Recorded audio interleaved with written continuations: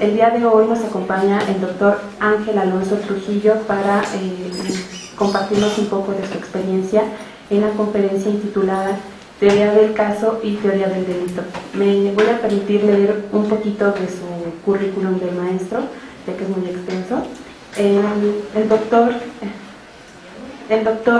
es doctor en Derecho por la Universidad Nacional Autónoma de México. Actualmente ocupa el cargo de defensor público y es profesor de asignatura nivel A aquí en nuestra universidad y profesor de asignatura nivel A en el posgrado de la Facultad de Derecho. Imparte clases en la especialidad de Derecho Penal en la materia de garantías y amparo en materia penal. Bueno, pues entonces le cedo la palabra al maestro para que nos explique sobre la conferencia. Muchas gracias.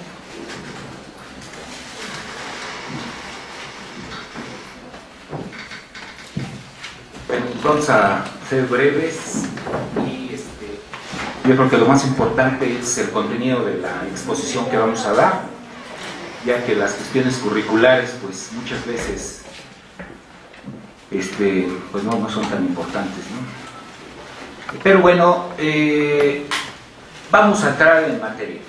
El día de hoy tenemos como objetivo, nos convoca precisamente conocer un poco sobre el tema de teoría del caso y teoría del delito.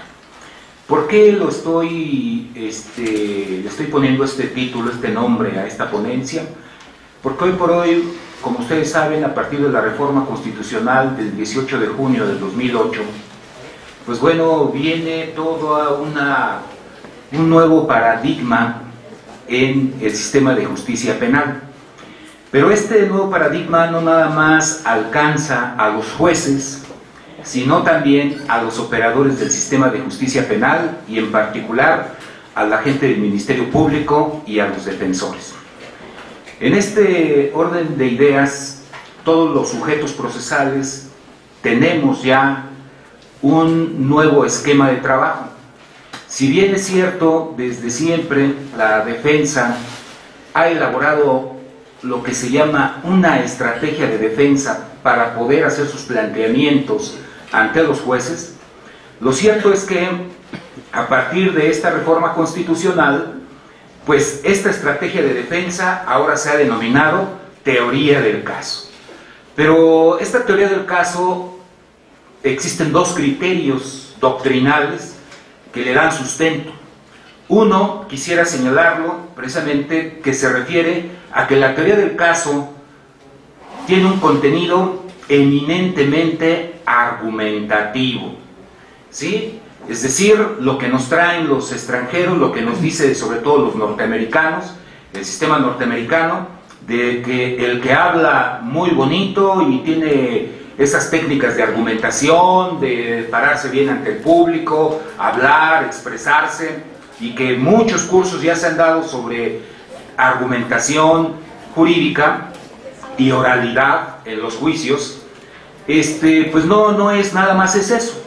Si bien así lo manejan los norteamericanos, existe otro criterio de que no nada más es la argumentación, sino que es precisamente toda una estrategia metodológica a través de la cual la defensa y el agente del Ministerio Público van a plantear ante un señor que se llama juez de control o juez de juicio oral, ya en la última etapa, diferentes planteamientos, ¿sí? Pero de una manera estratégica, es decir, de una manera estratégica, tomando como estructura de esta teoría del caso fundamentalmente tres elementos: lo fáctico, lo jurídico y lo probatorio. Entonces, evidentemente que cobra relevancia no nada más hablar bonito, ¿sí? Hablar bien, tener habilidades orales en la argumentación, sino que también es importante establecer todo un método de trabajo donde se deben de tomar en cuenta la teoría del delito, que hoy por hoy cobra gran relevancia. Quien no conozca a fondo las instituciones de la teoría del delito, evidentemente no podrá plantear una correcta estrategia de defensa y en consecuencia una correcta teoría del caso. Pero no nada más basta establecer una correcta teoría de los elementos sistemáticos de la teoría del delito, sino también hay que aportar prueba, porque sin prueba no podré acreditar mis proposiciones fácticas, esto es, mis afirmaciones que estoy haciendo en el juicio o durante el procedimiento penal acusatorio. Entonces, ya que hemos definido esta parte, que es importante, que hoy por hoy, pues bueno, tenemos que seguir estudiando, no nada más técnicas de argumentación, sino teoría del delito y además teoría de la prueba, teoría general de la prueba, paso entonces a definir qué es entonces la teoría del caso. Conjunto de actividades estratégicas. Ok, me voy a ir un poquito rápido en esta parte, tengo ahí como 4 o 5 conceptos, estoy subrayando con negrillas la parte más importante del contenido del concepto, pero bueno, nos la están definiendo, y este es un chileno, Leonardo Moreno, que nos está diciendo que son actividades estratégicas que debe desarrollar un litigante frente a un caso. Es decir, ya son actividades estratégicas que le permitirá determinar la versión de los hechos. ¿Sí? O sea, estas actividades estratégicas me van a servir para poder determinar cuál va a ser la versión de los hechos. Pero también tiene una finalidad esta versión de los hechos. Es decir, el relato de los hechos tiene como finalidad también la persuasión. Y esta persuasión va a ir dirigida precisamente a este tribunal de enjuiciamiento penal. Les comento, y esto es un paréntesis muy rápido, la teoría del caso se va a ir construyendo desde la etapa de investigación desformalizada, o sea, desde lo que llamamos hoy o lo que conocíamos como averiguación previa. Hoy en el sistema acusatorio es toda esa etapa donde la gente del Ministerio Público empieza a recabar datos de prueba, y ahorita me hago ese paréntesis porque hablo de dato de prueba, no de medio de prueba ni de prueba, son datos de prueba. Esto quiere decir que el estándar probatorio, el estándar de prueba exigido para la Fiscalía es un estándar mínimo para poder solicitar un acto de vinculación a proceso, una orden de aprehensión, y hasta ahí hablamos de dato de prueba. Entonces, el agente del Ministerio Público está realizando todas sus investigaciones, la defensa también, y en esta primera etapa se llama la etapa de construcción de la teoría del caso. Pero luego esta teoría del caso puede ir modificándose, porque vamos a llegar a una segunda etapa, que es la etapa intermedia dentro del procedimiento de justicia penal acusatoria. Y en esta etapa intermedia es cuando se ofrecen ya los datos de prueba que se convierten en medios de prueba. Y entonces es la parte depurativa, la parte o la etapa de depuración de la teoría del caso. Porque todavía podemos modificarla en ese momento, ¿sí? ¿Por qué? Porque se puede advertir que hay prueba ilícita, que hay pruebas inconducentes, impertinentes, y que por lo tanto, dentro de mi teoría del caso, como defensor o como agente del Ministerio Público, no va a ser conveniente que las incorpore, o si las incorporo, el juez de control en esa etapa pues las va a desechar. Y entonces hablamos de que esta es una fase propiamente depurativa, la etapa depurativa de la teoría del caso, y luego llegamos a la etapa final, que es la etapa del juicio oral, ante un tribunal que se llama Tribunal de Enjuiciamiento, que está constituido por 3 jueces, y entonces en esa parte se llama la parte expositiva de la teoría del caso, ¿sí? Es realmente el momento culminante donde vamos a llegar las partes, la defensa, con el imputado, acusado ya se transformó en acusado, porque ya existe la acusación de la Fiscalía, el fiscal, los coadyuvantes del agente del Ministerio Público, su asesor jurídico, defensor público o privado, y todos vamos a llegar precisamente para que los representantes de las partes, que es la Fiscalía y el defensor, vamos a exponer nuestra teoría del caso. Vamos a tratar de persuadir precisamente a este tribunal de enjuiciamiento. Le vamos a decir qué fue lo que pasó desde nuestra perspectiva. Es decir, el agente del Ministerio Público dirá, establecerá una hipótesis de acusación. Juan Pérez, el señor hoy acusado, el día 5 de octubre del 2013, aproximadamente a las 18 horas, privó de la vida a Juan. Y lo privó de la vida utilizando un arma de fuego, misma con la cual, después de haber tenido una discusión acalorada, se enojó el inculpado y sin más sacó su arma y le empezó a disparar. Le tiró después de 4 tiros, lo privó de la vida. Previamente había habido un forcejeo y entonces lo privó de la vida. Ok, llega la defensa y dice, momento señores, si bien es cierto, mi defendido tuvo un altercado con el señor o con el sujeto pasivo y efectivamente lo privó de la vida, lo cierto es que, como se demostrará en este juicio oral, existe otra arma de fuego que se encontró en el lugar de los hechos. Y como lo demostraré en este juicio oral, esa arma de fuego pertenece al occiso, porque con esa arma de fuego pretendía privar de la vida a mi defendido.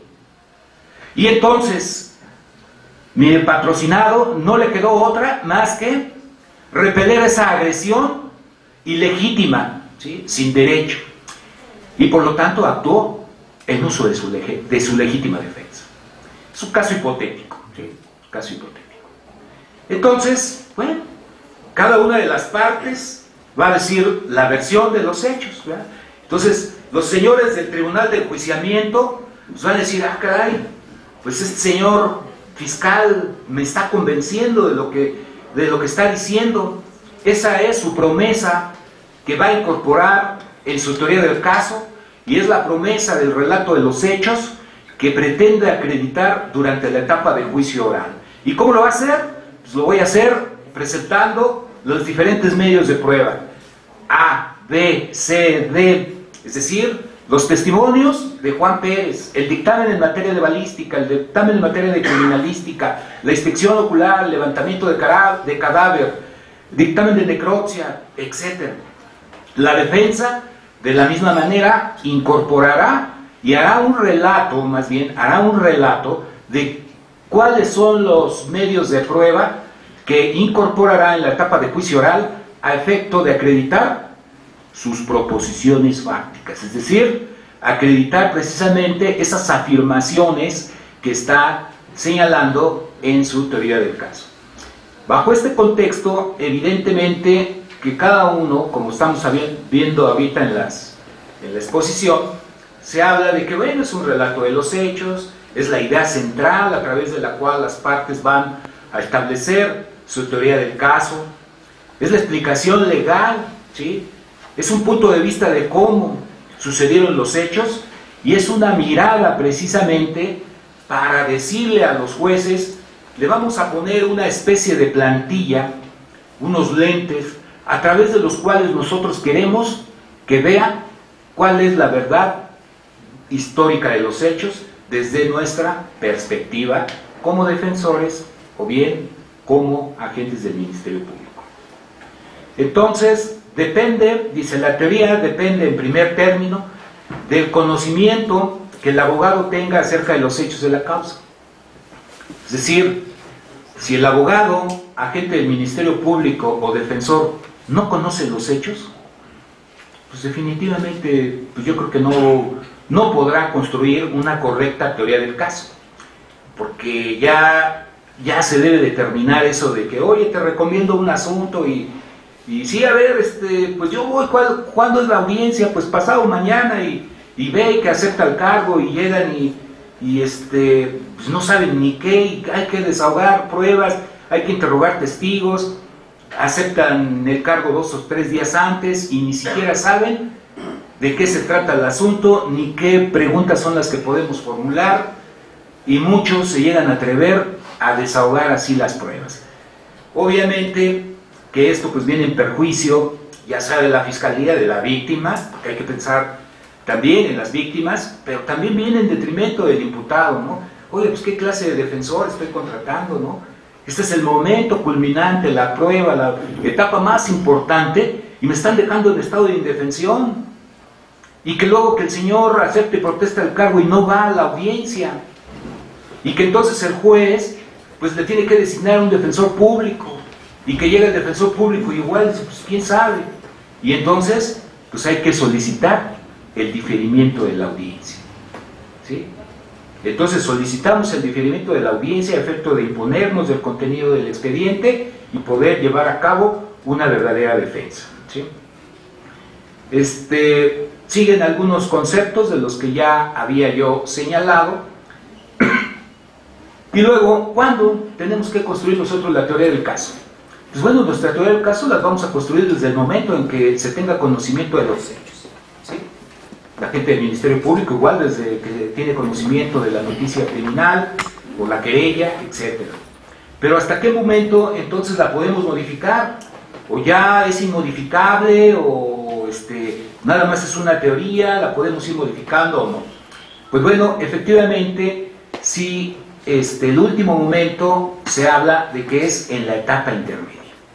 En la etapa intermedia, es decir, cuando llegamos ante el tribunal de enjuiciamiento, ante un juez de control, y se hace una audiencia y hay una etapa que es la etapa intermedia donde se depuran los hechos y se depuran los medios de prueba. Entonces se dice que ya en ese momento el fiscal ya debe de tener consolidada su teoría del caso, ya no la puede modificar. ¿Por qué? Porque debe de haber una relación entre su teoría del caso y su acusación, porque en la etapa intermedia ya formuló acusación, ya se depuraron los hechos, ya se hizo la clasificación legal del delito por el cual nos vamos a ir al juicio oral. Y esto fue aprobado por un juez de control que interviene en esa etapa que se llama etapa intermedia. La defensa de la misma manera será en ese momento. Estoy poniendo aquí comentarios al artículo 398 del Código Nacional de Procedimientos Penales. ¿Por qué estoy poniendo eso? Porque en este artículo 398 del Código Nacional se establece que el agente del Ministerio Público, al momento de que se abre la audiencia de juicio oral, la primera etapa o el primer momento, la primera intervención se llama alegato de apertura y el último alegato de clausura. Bueno, ese artículo dice: el agente del Ministerio Público podrá hacer una nueva reclasificación legal de los hechos en el alegato de apertura, pero también en el alegato de clausura. ¡Ah, caray! No sé si me explico. O sea, esto es grave, y ya lo habíamos señalado en otros momentos también, en otros lugares, de que la gente del Ministerio Público, pues se supone que ya su teoría del caso debe de quedar consolidada en la acusación. Llega acá a esta etapa y no, agarra y dice: no es homicidio, acusé por homicidio simple e intencional.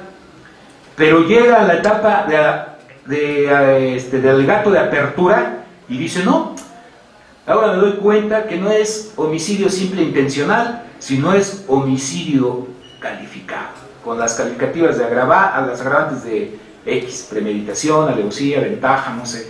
¿Esto qué trae como consecuencia? Pues que si se llega a acreditar este tema, se va a imponer una pena mayor, porque no es lo mismo homicidio simple que un homicidio calificado. Esto lo puede hacer, pero también puede hacer lo contrario, o sea, puede irse a un nivel más bajo. Es decir, acusó por homicidio calificado y llega a la audiencia de juicio oral en el alegato de apertura y dice: no es homicidio calificado, es homicidio simple e intencional. Pero el tema aquí es importante porque, no obstante que esto diga cualquiera de esos supuestos, se desahogan las pruebas y luego el momento de emitir su última intervención, que es alegato de clausura, puede igual todavía modificar este planteamiento. Hay una serie de cuestiones que establece el código. Dice que se tendrá que suspender el procedimiento a efecto de que se le dé vista al defensor y y según dice para que se defienda. La suspensión dura nada más 10 días. Y yo pregunto, ¿será suficiente 10 días para la defensa si ya me cambiaron la clasificación y más si es una clasificación que agrava mi situación jurídica? Pues yo pienso que no. Pero bueno, así viene el Código Nacional, nada más para que ustedes los que no lo saben, pues lo sepan en este momento. Y los que ya lo saben, pues bueno, pues sigamos haciendo alguna crítica, hay que seguir investigando más sobre estos temas. Pero luego viene otro punto que es importante también. Respecto de la defensa, bueno, la primera intervención, dice, la va a hacer al momento de emitir su alegato de apertura. Acuérdense, esta audiencia está estructurada de esa manera, que es la audiencia de juicio oral. ¿Sí? Primero los aspectos preliminares de la audiencia para abrir audiencia, ver qué objetos están relacionados, ver la acusación, las partes, etcétera, que estén presentes. Luego viene el alegato de apertura, desahogo de pruebas, interrogatorio directo, contrainterrogatorio, etcétera. Luego ya viene el alegato de clausura. Entonces, la primera intervención que tiene el defensor es en su alegato de apertura, donde va a plantear su teoría del caso. Pero ¿qué sucede entonces?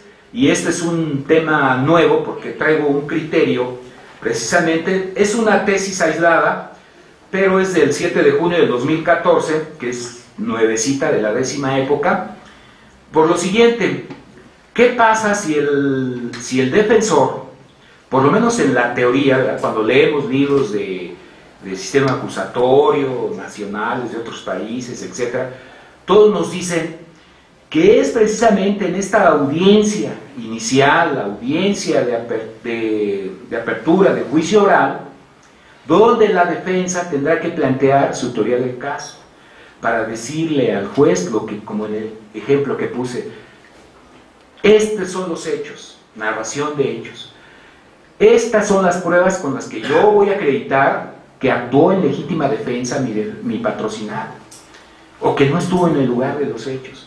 Y aparte, esta es en consecuencia la teoría jurídica que sustenta mi relato de los hechos. ¿Sí? Y que inclusive esta teoría jurídica va a estar acreditada con estos medios de prueba. Es decir, mi teoría jurídica es todo el tema de la teoría del delito. Pero tiene otros aspectos más, ¿eh? La teoría jurídica no es nada más teoría del delito. Es hablar también de control de convencionalidad en cualquier etapa del proceso. Es hablar de derechos humanos, de violación de derechos fundamentales. Es hablar de control difuso y concentrado, de constitución, de todos, de violaciones al debido proceso, presunción de inocencia, etc. Pero ya eso es otro tema. Pero como la materia del día de hoy es nada más teoría del delito, es el momento donde yo voy a desglosar en mi teoría jurídica los elementos del delito. Pero bueno, ¿qué pasa si este defensor decide guardar silencio? ¿Por qué? Porque estoy haciendo referencia al 394.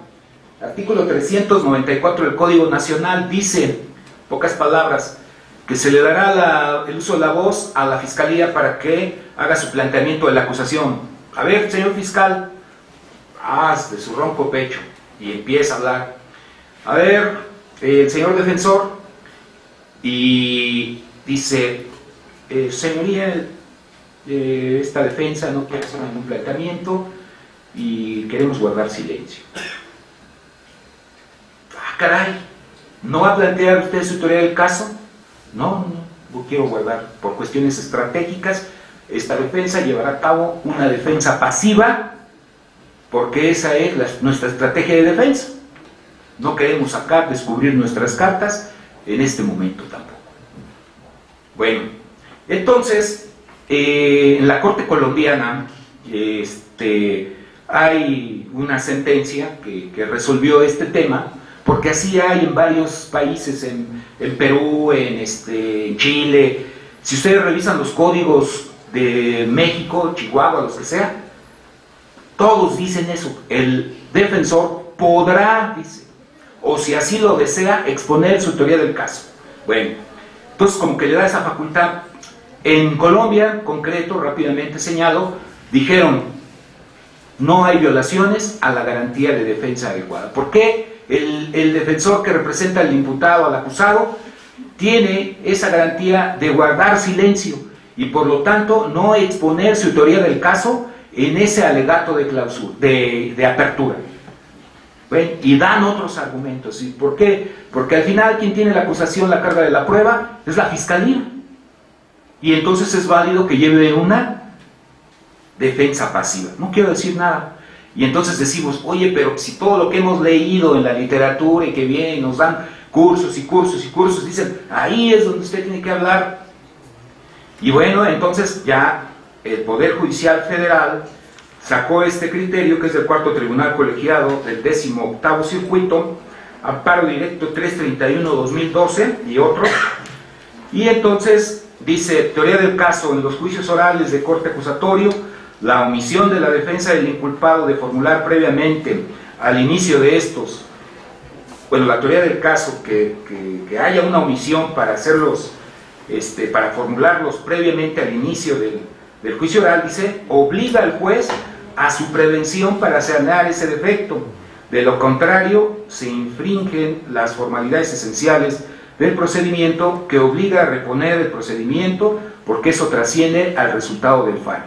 Y bueno, el contenido de la tesis, en pocas palabras, dice, en ese momento, efectivamente, por virtud del principio de igualdad de partes, tenemos que descubrir, la defensa tiene que argumentar bajo qué medios de prueba va a acreditar sus proposiciones fácticas, su teoría jurídica, porque de ser omiso en esa parte, entonces el tribunal de enjuiciamiento no tendría conocimiento de cuál es su teoría y por lo tanto ni lo vamos a persuadir, ni le vamos a exponer, ni va a conocer el relato de los hechos, es decir, cuál es nuestra versión, porque acuérdense que este tribunal de enjuiciamiento no sabe nada.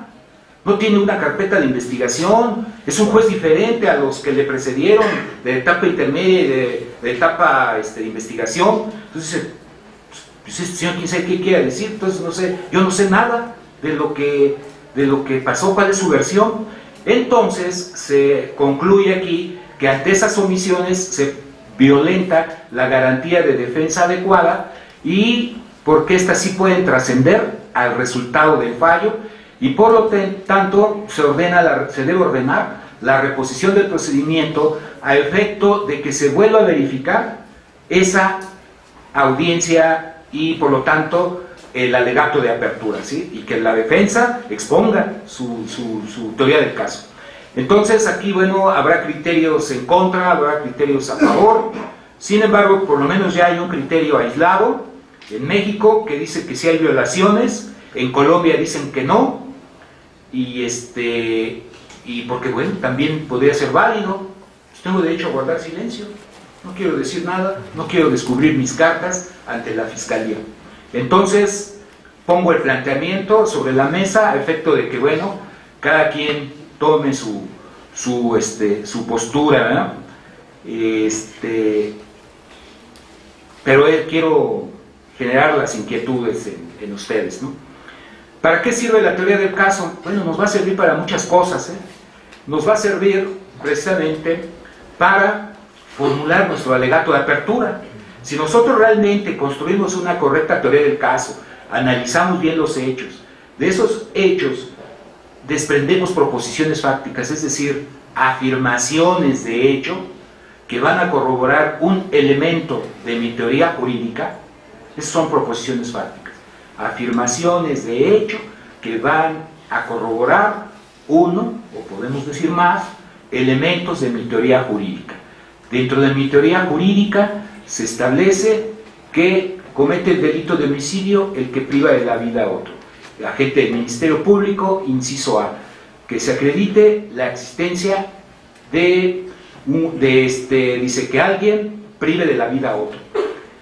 Que el sujeto activo realice una acción u omisión con un resultado lesivo de privación de la vida. La existencia del cuerpo sin vida del sujeto pasivo.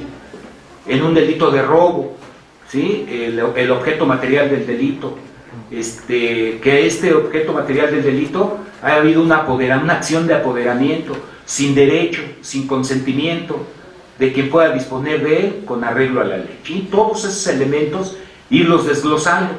la defensa, los elementos de mi teoría jurídica respecto de la legítima defensa, o bien respecto del robo, de que no hubo una acción de apoderamiento, porque hubo una hipótesis de error de tipo. Es decir, yo pensaba que o error de prohibición, ese cuaderno que tiene la compañera, era mío, ¿sí? O ese celular era mío, y entonces cuando termina la clase me lo llevo, y entonces ella me denuncia por robo, y entonces ver si hay un error de tipo o un error de prohibición, ¿sí? Pero entonces tendría que elaborar yo ya mi teoría del caso respecto de ese tema. Entonces, ¿para qué me va a ayudar? Pues efectivamente, para que cuando yo llegue a esta primera etapa, ya lleve armado todo. Y me voy rápidamente a una plantilla, no la traigo por escrito, pero hagan de cuenta, bueno, quienes ya fueron mis alumnos en algunos cursos que hay algunos aquí ahorita presentes, no sé si se los puse en el pizarrón, pero siempre lo traigo nada más en la mente, nunca he tenido tiempo de hacerlo, hermano. Pero, primer elemento de teoría del caso, relato de los hechos. Hagan de cuenta, aquí viene un cuadro. Relato de los hechos. Circunstancias de tiempo, lugar, no, todo. ¿Qué fue lo que pasó? ¿Dónde? ¿Cómo? ¿A qué horas? El relato de los hechos. Luego, ya que establezco mi relato de los hechos, bueno, entonces digo, a ver, de esos relatos de los hechos, ¿qué teoría jurídica voy a establecer? Me voy a ir por, pues este relato de los hechos, pues son igual para la fiscalía, igual a robo con violencia, igual a homicidio. Entonces mi teoría del caso fiscal va a ser robo. Para la defensa, pues que no hubo acción de apoderamiento. Esa va a ser ya luego mi teoría jurídica, es decir, primero el relato de los hechos, luego establecer mi teoría jurídica, luego de establecer mi teoría jurídica, desprender de esta teoría jurídica mis proposiciones fácticas, es decir, cuáles son las afirmaciones de hecho que estoy haciendo respecto de ese tema, del relato de los hechos. Juan Pérez no privó de la vida a Juan, defensor. Juan Pérez privó de la vida a Juan, pero en uso de legítima defensa. Juan Pérez se encontraba en otro lugar, la fiscalía. Juan Pérez sí privó de la vida, Juan, son afirmaciones. Juan Pérez sí se encontraba en el lugar de los hechos.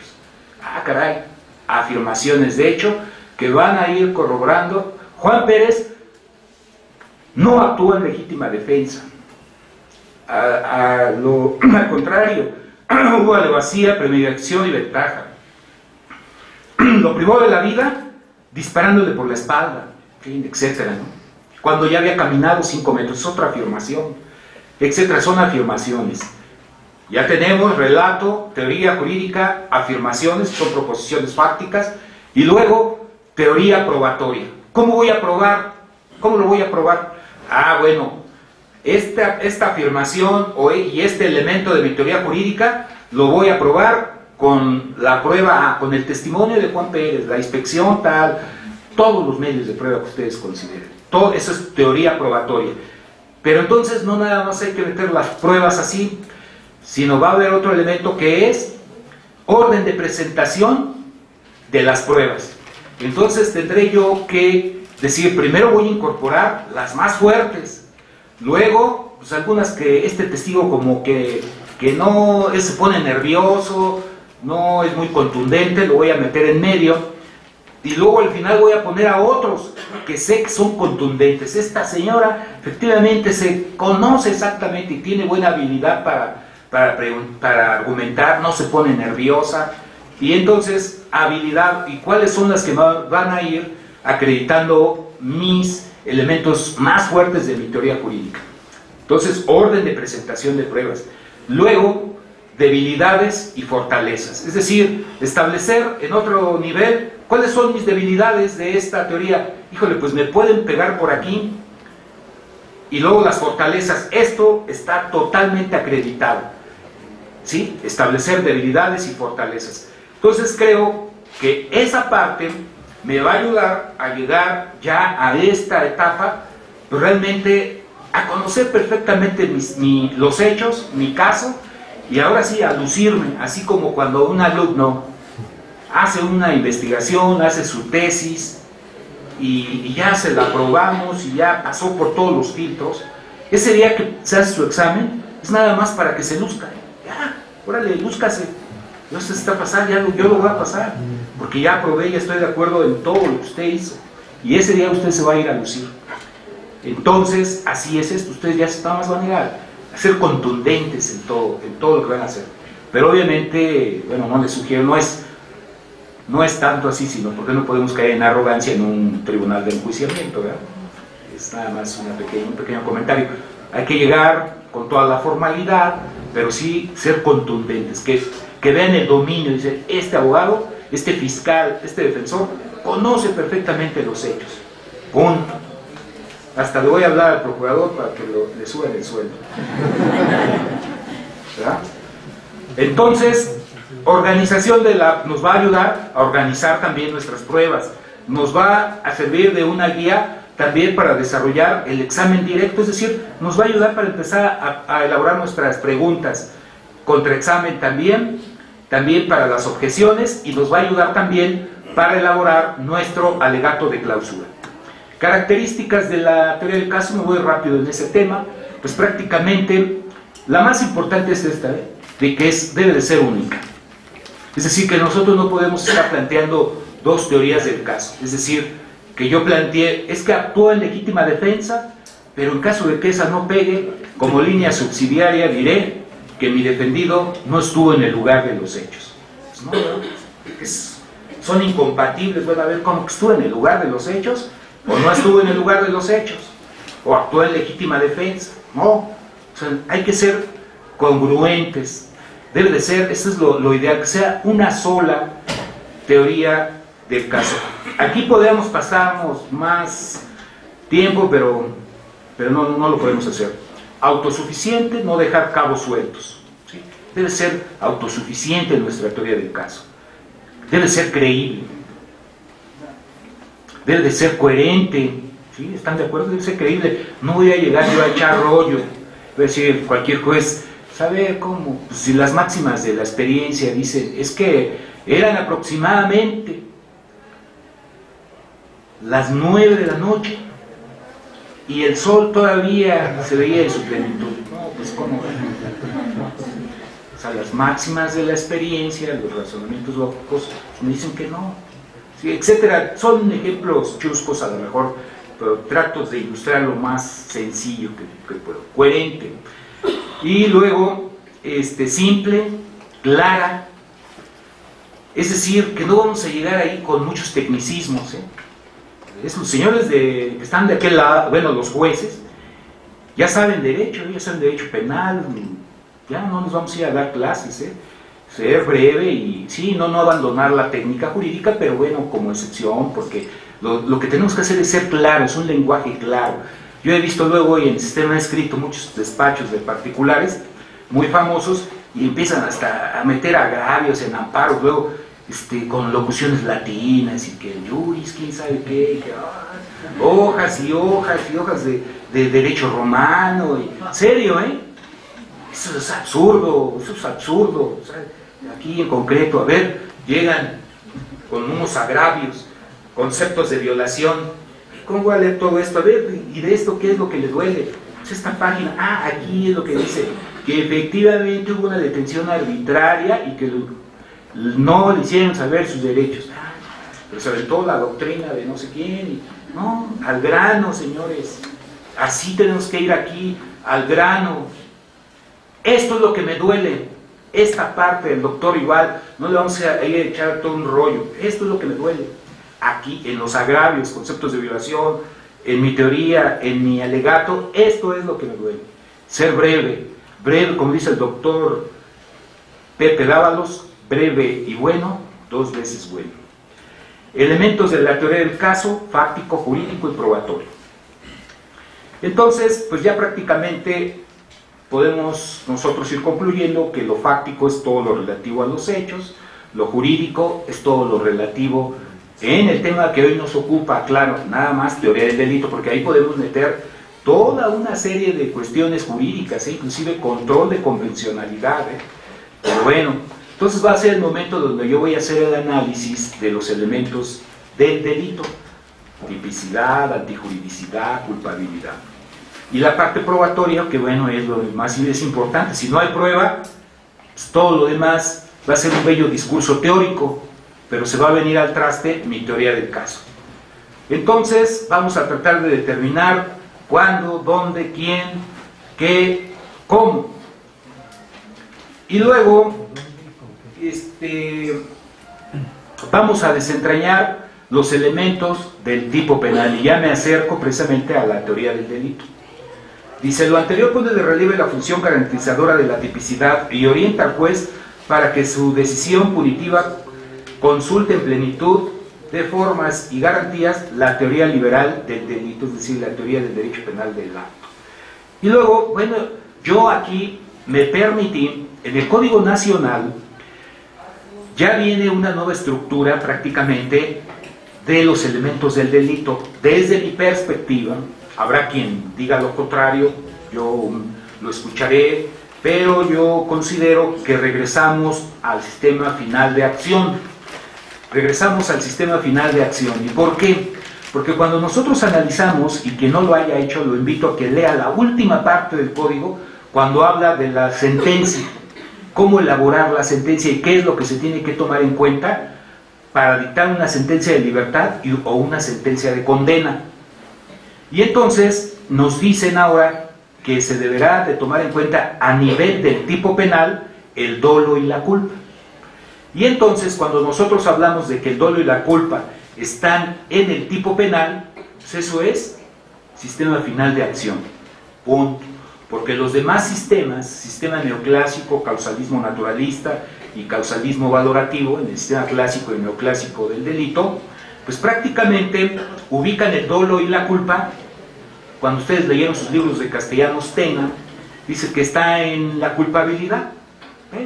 Pues así, porque en esa época, o Castellanos Tena, que es un libro muy interesante, la verdad. Sí, o sea, son bases teóricas excelentes, es un excelente libro, pero que obviamente ya está rebasado, ¿sí? Entonces, pero en su momento, Castellanos Tena ya estaba proponiendo cosas que en otros países ya se estaban conociendo, y que hasta ahora luego las hemos aplicado nosotros, pero es un excelente libro. Nada más es para ilustrar de que él hablaba de que el dolo y la culpa eran la culpabilidad, porque él era causalista. Ricardo Franco Guzmán también dice que están porque son causalistas en el dolo, en la culpabilidad. Cuando nosotros estamos en el sistema federal, por ejemplo, artículo 168, en materia federal, hoy todavía vigente antes de que entre este sistema acusatorio, nosotros analizamos el dolo y la culpa en la culpabilidad, a nivel de la responsabilidad, de la probable o plena responsabilidad penal. No se analiza en el tipo penal. Entonces hay toda una cuestión antisistemática del legislador, pero hoy en el Código Nacional podemos establecer la siguiente estructura, y hago esa aclaración. Esto lo estoy sacando de lo que yo advierto del Código Nacional, ¿sí? Considero que ahora el tipo penal se estructura con elementos objetivos, normativos, subjetivos específicos y los genéricos, dolo y culpa. ¿Cuál es la importancia? Que el dolo y la culpa ya están en la tipicidad.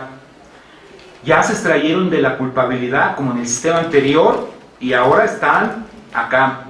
Elementos objetivos, bueno, tenemos que analizar entonces elementos objetivos. Son aquellos que son apreciables a través de los sentidos. ¿Cuáles son? Conducta. La conducta, aspecto positivo de acción. No los voy a desglosar porque eso es un cursiote, digamos, teoría de la culpabilidad, y es un semestre. Conducta de positiva, entonces de acción, de omisión, de comisión por omisión. Su aspecto negativo sería ausencia de conducta. ¿Cuál sería? Según el Código Penal Federal, artículo 15, dice que el delito se excluye, fracción primera, cuando el hecho se realice sin la intervención de la voluntad del agente, del sujeto activo, que no tiene la voluntad. ¿Y por qué no tuvo la voluntad? Por una fuerza irresistible, una fuerza proveniente de la naturaleza o de otra persona, vis maior y vis absoluta. movimientos, reflejos, estados de inconsciencia.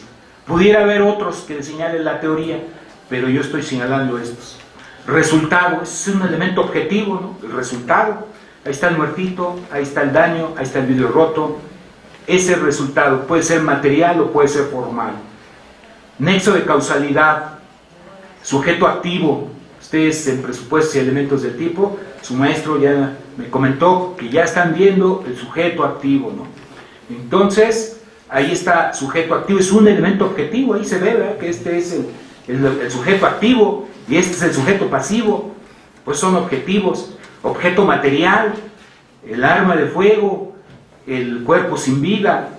Bien jurídico, siempre tiene que haber un bien jurídico que se proteja, que puede ser lesionado o simplemente puesto en peligro, es decir, delitos de comisión, consumados, y delitos tentados.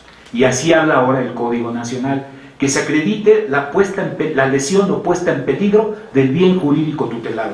Eso me remonta cuando en México adoptamos la teoría del tipo penal complejo de los finalistas en 1993, que duró hasta 1998, cuando retomamos ahora el cuerpo del delito. Luego, medios utilizados, circunstancias de tiempo, modo, lugar y ocasión. Y ahora el Código Nacional también dice, en el tipo penal se analizará la forma de intervención de los sujetos, del sujeto activo. Es decir, ahora regresamos forma de autoría y participación delictiva a nivel del tipo penal, como los finalistas lo hacen.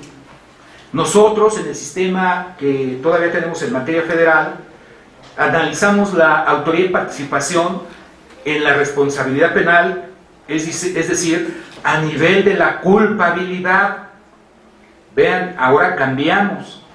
Ahora entra a nivel del tipo penal la forma de intervención de los sujetos. ¿Qué tendríamos que hacer? Pues, si tenemos vigente en nuestro artículo 13 del Código Penal Federal, todas estas hipótesis. Autor intelectual, los que lo realicen por sí, los que acuerden o preparen su realización, los que lo realicen por sí, los que lo realicen conjuntamente, autor material directo, coautores, los que tienen el dominio funcional del hecho, el instigador, el autor mediato, el auxiliador, el cómplice y la responsabilidad correspectiva, ¿no? Todas las hipótesis que nos establece aquí en la doctrina, bueno, las podemos ir señalando así.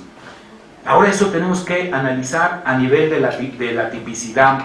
Elementos normativos también tienen una valoración de tipo cultural o jurídica. Elementos subjetivos específicos, después. Luego, elementos subjetivos genéricos, dolo y culpa, dolo virtual, dolo directo, culpa con representación, sin representación. Entonces, si todo esto sucede, hablaremos de que hay una adecuación entre el hecho y la norma jurídica y habrá tipicidad. Si no, entonces habrá atipicidad. Y ahí es donde le tenemos que pegar los defensores. Teoría del caso. Ministerio Público, ¿qué tendrá que hacer en su teoría? Que hay tipicidad, siempre. Nosotros, defensores, atipicidad, buscarle alguno de esto que acabo de señalar. Vamos a jugar con estas herramientas jurídicas, dogmáticas, y diremos, no se acreditó, señor juez, este elemento. Y ahora, pues imagínense, dolo y culpa, ¿no? Luego, atipicidad. Obviamente, también podemos hablar en el nivel de atipicidad, ubicaríamos el error de tipo. Si ya ahora el dolo y la culpa están en la tipicidad, entonces el error de tipo va a excluir precisamente estos elementos, porque lo que va a excluir es el tipo penal. Luego,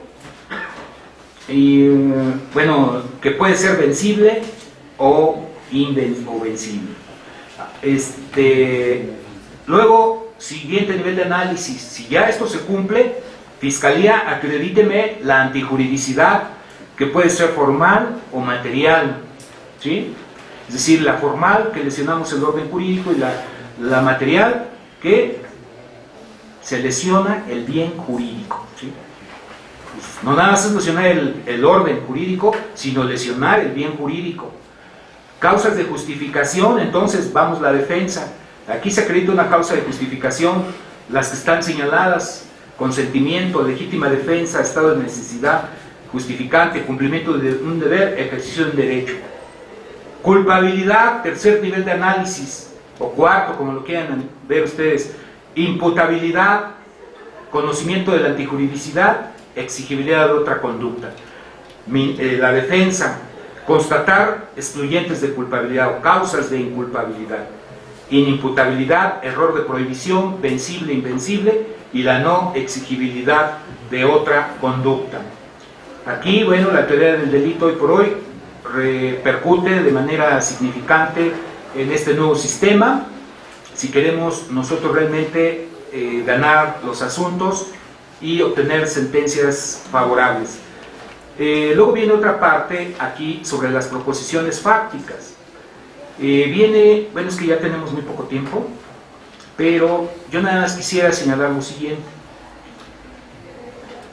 de los estándares de prueba, estándares probatorios.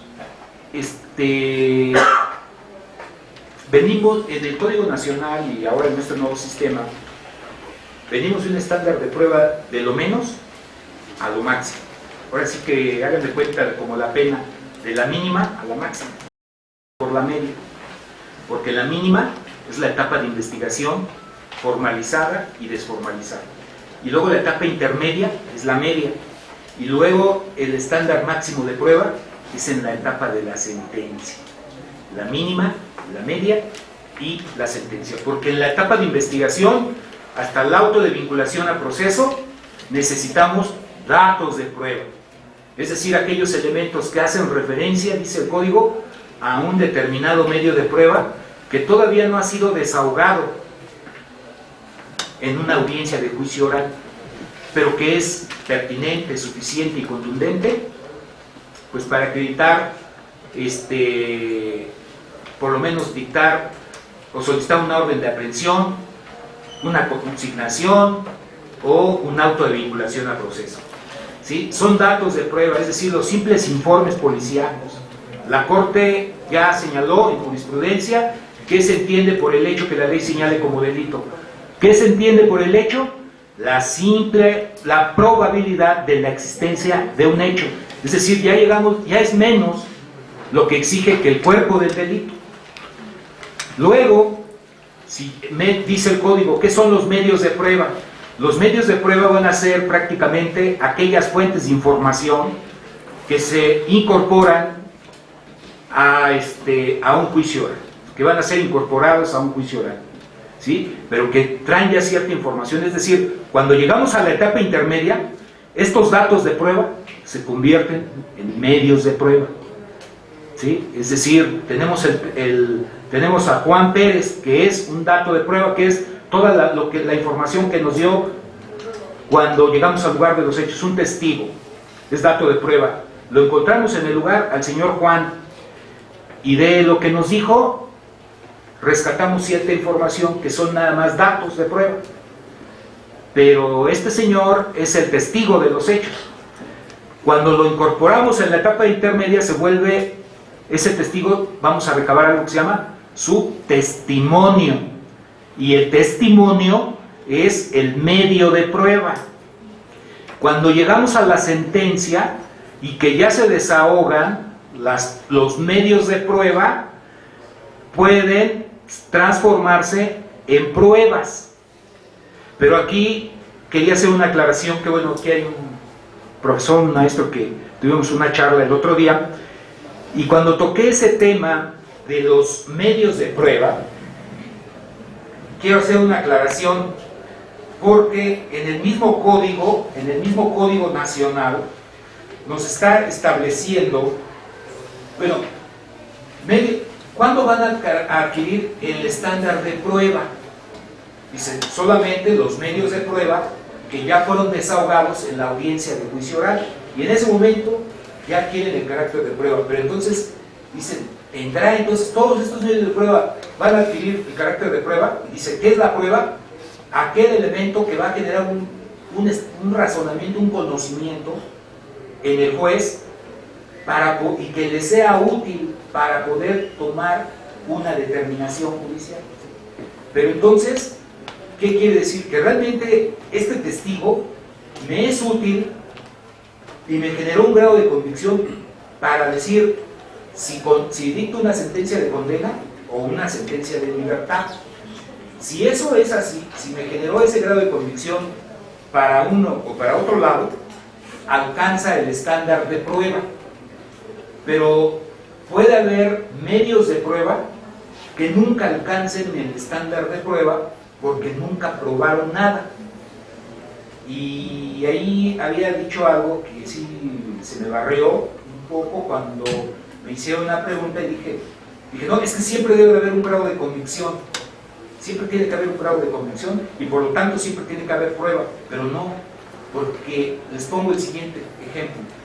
Mandamos a citar al testigo a ver, venga y declare, porque según yo, defensor, digo que sí tuvo conocimiento de los hechos. Pero en el momento de que lo desahogamos en la audiencia de juicio oral, lo empezamos a interrogar, el interrogatorio directo contra el interrogatorio, y sucede que no le consta nada. No, dice, no, la verdad, yo supe que pues Juan Pérez había sido detenido, pero yo en ese momento estaba en mi casa comiéndome unos confes, viendo la tele, etcétera. Pero pues yo lo único que quiero es que el Señor pues salga libre, porque yo sé que es una persona honesta, trabajadora. Y este Señor, ¿qué información me arroja para condenar o para absolver? Nada. Por lo tanto, no me es útil para ninguno de estas dos propuestas, para condenar ni para absolver. Por lo tanto, este medio de prueba nunca adquirió el carácter de prueba, ¿sí? Se quedó en ese nivel porque no probó nada. Entonces, en conclusión, puede haber medios de prueba que no prueben nada y por lo tanto nunca adquieran el nivel de prueba, ¿sí? Entonces ya lo que traía esa espina, pero qué bueno que ya está usted constatar que aquí hice la aclaración. Y entonces, pues dado que esto ya se concluye, llegamos a la etapa del alegato, y nada, me quisiera ir con esta última parte que creo que es muy ilustrativa para que todos nos vayamos contentos. Y dice aquí, recomendaciones para el alegato ya de apertura: sea breve, utilice un lenguaje creíble, sea observador del comportamiento del tribunal, hay que estar viendo a ellos, no estar agachado, claridad, anticipar debilidades, solo de ser necesario utilizar materiales de apoyo visual, dejar las conclusiones para el discurso de clausura. Y luego esta parte dice, como comentario final, sea profesional y demuestre que he trabajado seriamente el caso. Por favor, no lea, no aburra, no confunda, no utilice muletillas, no sea prepotente, vanidoso, frenético, nervioso, desordenado, soberbio, irónico, y si lo es, pues disimule. Y con eso daría por concluir esta plática.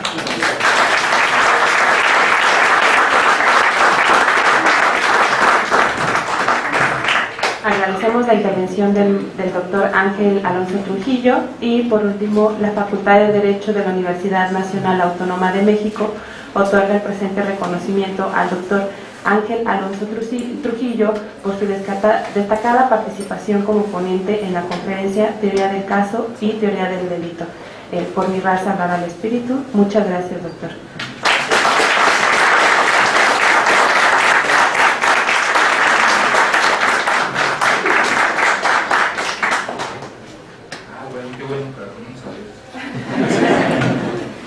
Gracias, que tengan buen día.